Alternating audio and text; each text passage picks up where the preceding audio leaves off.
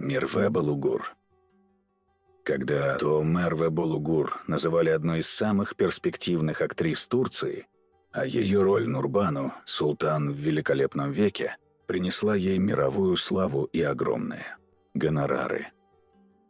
Однако сегодня от той роковой красавицы не осталось и следа. После тяжелого развода с Муратом Далкылычем жизнь Мерви покатилась под откос. Она практически перестала сниматься и разорвала связи с агентствами. Вместо роскошных площадок ее теперь видят в дешевых кафе, а ее финансовое состояние вызывает серьезные опасения. Актриса, которая когда-то зарабатывала миллионы на рекламе, теперь живет в информационном вакууме, оставшись без ролей и, по слухам, без средств к существованию, превратившись из принцессы Турдизи в объект для жалости. Мехмет Акиф Алакурт.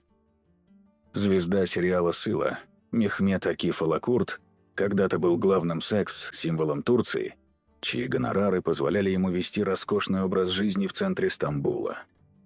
Но взрывной характер и конфликты с продюсерами разрушили его карьеру в одночасье. Актер попал в черные списки, и предложения о работе перестали поступать. Потеряв привычный доход и продав элитную недвижимость, Мехмет бросил все и уехал в глухую деревню, где живет затворником.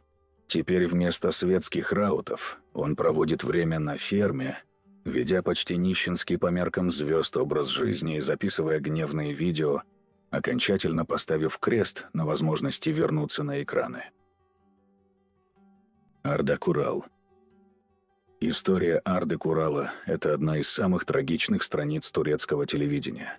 Его называли турецким Ди Каприо, деньги текли рекой, а лицо украшало все обложки. Но психологический кризис и финансовая неграмотность привели к тому, что актер потерял все имущество. Дошло до того, что некогда богатую звезду обнаружили живущим в палатке на пляже, так как ему нечем было платить за жилье. Арда прошел через психиатрические клиники и долгие периоды безденежья, пытаясь выжить на случайные заработки. Несмотря на попытки вернуться в индустрию, он так и не смог вернуть былое величие, оставшись примером того, как быстро богатство может смениться полной нищетой. Озджен Денис. Несмотря на то, что Озджен Денис все еще остается в строю, его финансовое положение в последнее время стало предметом постоянных слухов. Бесконечные суды с бывшей женой Фейзой Актан и агрессивный раздел имущества практически обескровили его бюджет. Огромные выплаты алиментов, содержание нескольких особняков и привычка жить на широкую ногу привели к тому, что актер вынужден браться за любые проекты и выступать в казино, чтобы просто покрывать долги. В кулуарах говорят, что за его пафосным образом скрывается огромная кредитная дыра, и Озджен находится в одном шаге от того, чтобы признать себя банкротом. Неслихан Атагюль и Кадир Догулу.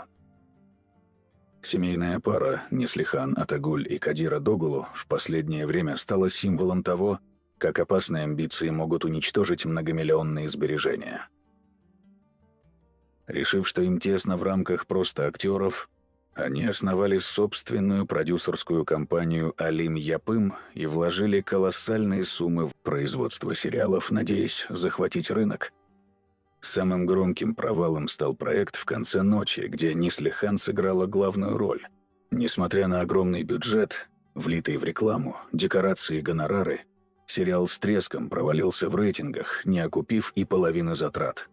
После серии неудачных вложений их компания оказалась на грани банкротства, а в турецкой прессе поползли слухи о том, что пара задолжала огромные суммы съемочным группам и техническому персоналу. Вместо того, чтобы почивать на лаврах, Неслихан и Кадир оказались в ловушке долгов, потеряв практически все, что заработали за годы съемок в хитах, и теперь вынуждены соглашаться на любые рекламные контракты, чтобы спастись от окончательного финансового краха.